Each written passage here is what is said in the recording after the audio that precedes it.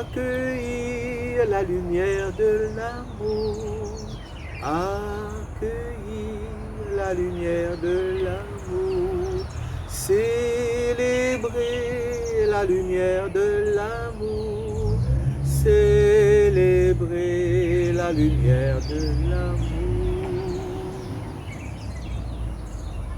En ce dimanche de l'Avent, quatrième dimanche de l'Avent, nous célébrons la lumière de l'amour de Dieu, qui nous permet de tout saisir, de tout comprendre.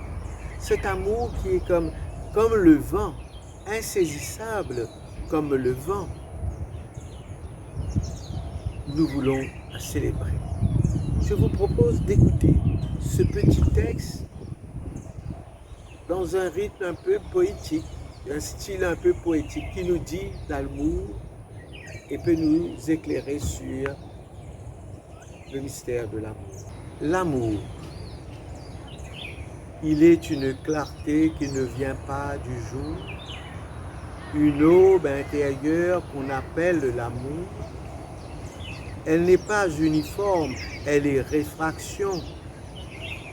Un seul élan du cœur en mille émotions, comme un rayon de soleil traversant le cristal, elle décline ses bleus, ses rouges, son opale, offrant à chaque être une nuance choisie. Du feu de la passion au calme de l'ami, quand cette flamme brûle, elle veut la transparence. Elle chasse les brouillards, les peurs, les silences. Sous son regard limpide, on n'a plus de secret. On se montre à l'autre tel que l'on essaie. Plus besoin de masques, plus besoin de remparts. La vérité s'éclaire au fond d'un seul regard. On devient ce miroir où l'âme se reflète. Dans sa nudité paisible et complète, mais la lumière enfin ne peut rester enclose. Elle est un rayonnement qui sur le monde se pose. Celui qui est aimé devient lui-même un phare, dispersant sa chaleur au gré des pas au hasard. Ce n'est plus un voyage que l'on fait à deux, c'est un cercle qui s'ouvre et qui rend plus heureux, une onde qui s'étend infatigable et pure, cicatrisant le monde et chaque déchirure. L'amour est cette lumière qui englobe le monde et qui émane du cœur de chaque homme, de chaque être, de chaque création. C'est ce secret de l'amour que Noël nous apporte à l'étable, dans la crèche, au milieu des bêtes, sous le regard de Marie et de Joseph. Cette lumière, elle est réfraction. Elle illumine toutes les couleurs. Elle fait danser la création.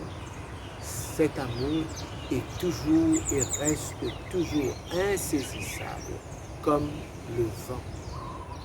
Nous voulons, je vous invite à prolonger notre réflexion, notre méditation, pour entrer dans le mystère de Noël dans ce temps de l'Avent, cette fois-ci ce dimanche, à partir de l'amour.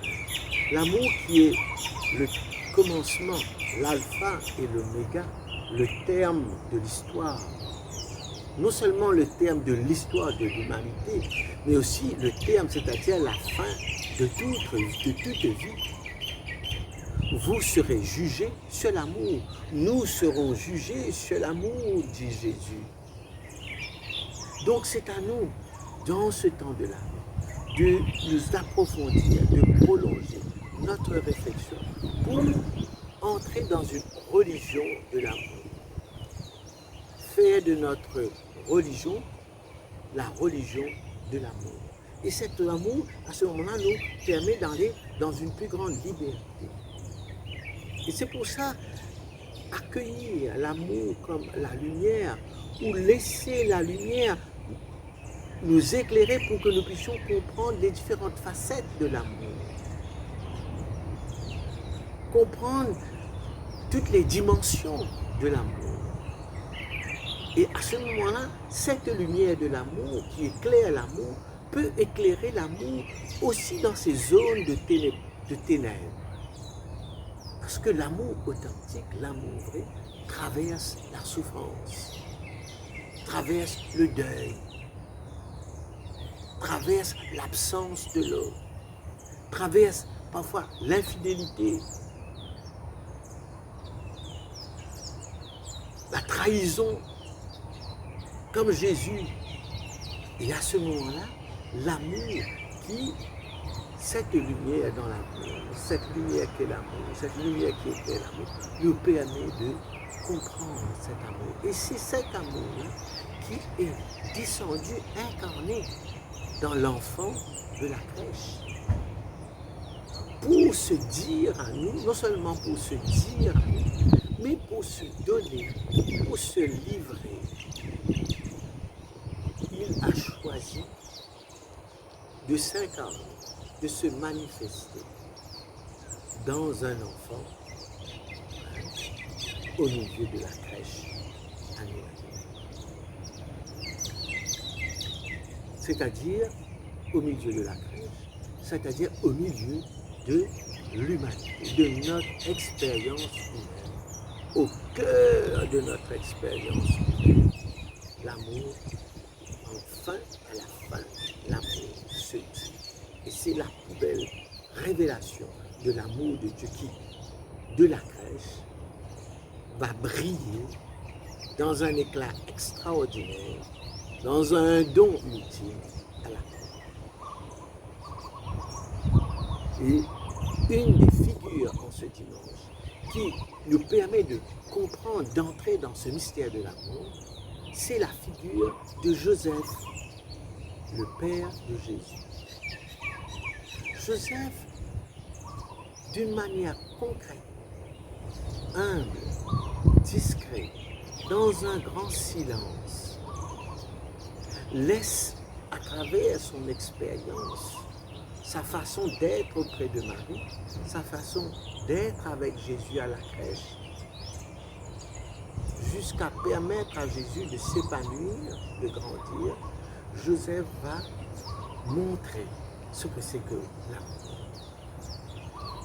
Et c'est très important pour nous parce que c'est une figure fascinante de l'Évangile. Joseph ne parle pas dans l'Évangile. Il ne dit rien, même quand l'ange vient le rencontrer pour lui dire qu'il doit être et va être le père de l'enfant. Joseph est dans son sommeil, il dort. Il n'a même pas la possibilité de répondre, d'entrer en interaction avec l'ange. Et cet homme incarne un amour. Un amour qui n'est pas un amour, qui n'est pas simplement un amour romantique, mais c'est un amour qui est un don. Un don. Un amour qui est une présence qui assure une présence paternelle dans une protection. Son amour se dit, se manifeste de manière totale dans le silence, un silence agissant. Première facette de cet amour de Joseph, son amour est un amour juste, un amour juste, un amour ajusté. Son amour est un amour ajusté à Dieu, ajusté à Marie, ajusté à l'enfant qui va naître, ajusté à sa culture, la société là où il a vécu.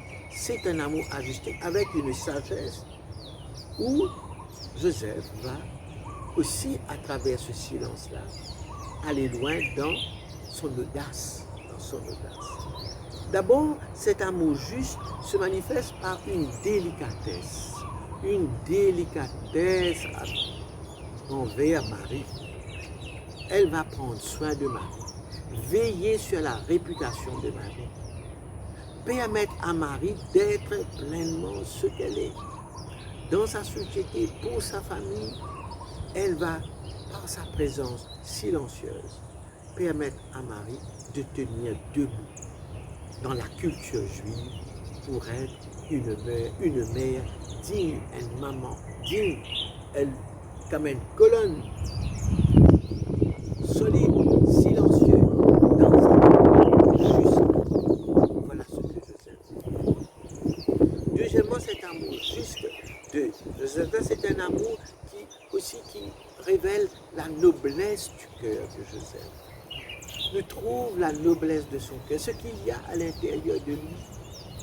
Un amour transparent, un amour qui protège l'autre, l'être aimé, avec bienveillance. C'est cet amour-là. Deuxième facette de l'amour de Joseph, un amour oblatif, c'est-à-dire un amour qui est un don, tourné vers l'autre.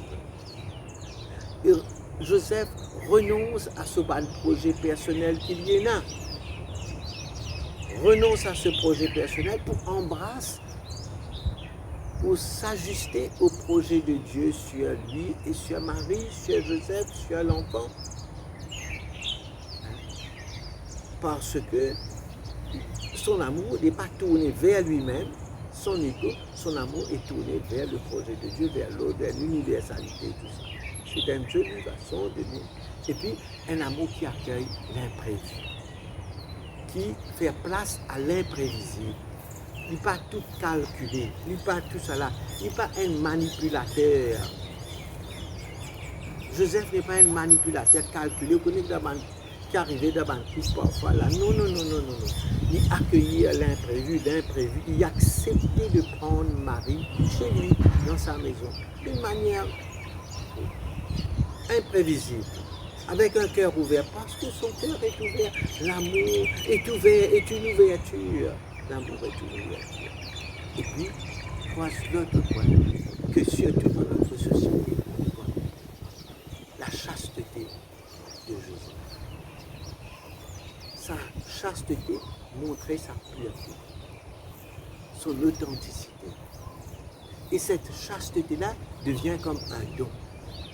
Il vit sa chasteté comme un don à l'être aimé, un don à Dieu, un don à Jésus, un don à Marie.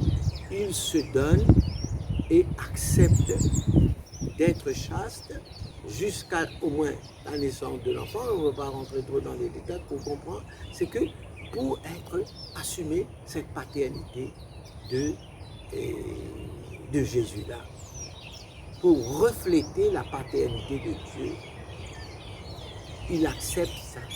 C'est une des grandes figures de la chasteté. C'est-à-dire un amour chaste, c'est tout ce qui me décriait là. Un amour qui pense aux autres, un amour qui rend service, un amour silencieux, un amour discret. C'est ça la chasteté, pour permettre à la vie de grandir. C'est ça. Et cette chasteté-là, pourquoi c'est aussi, c'est que l'amour chaste ne veut pas posséder l'autre, n'est pas possessif. Il ne va pas garder Marie, garder Jésus pour lui, garder l'autre. Il m'a dit quand on compte un dimanche, nous besoin mettre lui en bas ou l'emprise comme ça. L'amour de Joseph, son amour, sa chasteté ne va pas posséder l'autre. Non, pas de possession, pas d'emprise sur l'autre.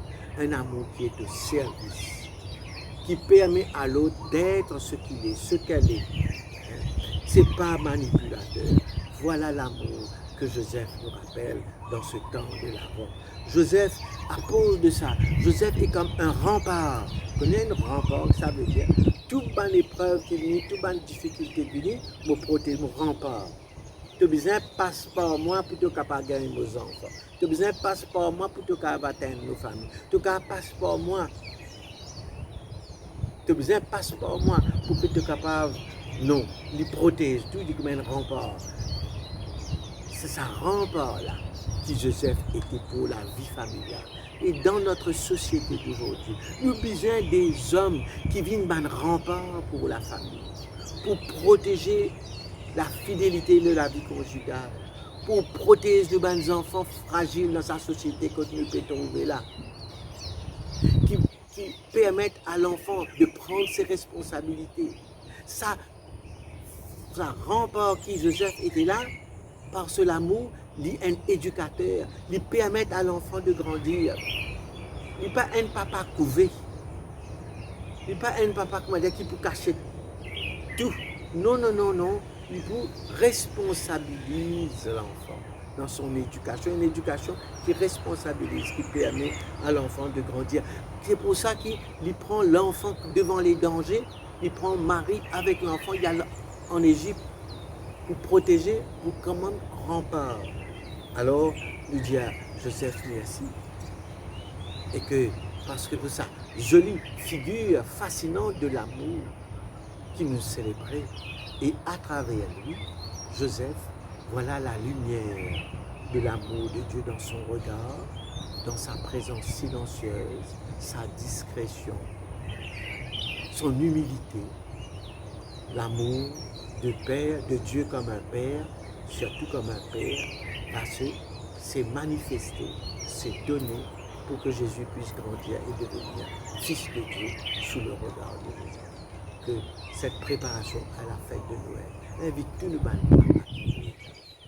à comprendre la beauté de notre vocation et comprendre la lumière qu'ils ont besoin d'apporter dans notre case, la lumière qu'ils ont besoin de communiquer pour que notre famille, notre épouse, la femme qui est dans la maison et les enfants, les petits-enfants, capables de vivre sous cette lumière qu'ils ont offert dans cette matière qui est manifestée, cette matière.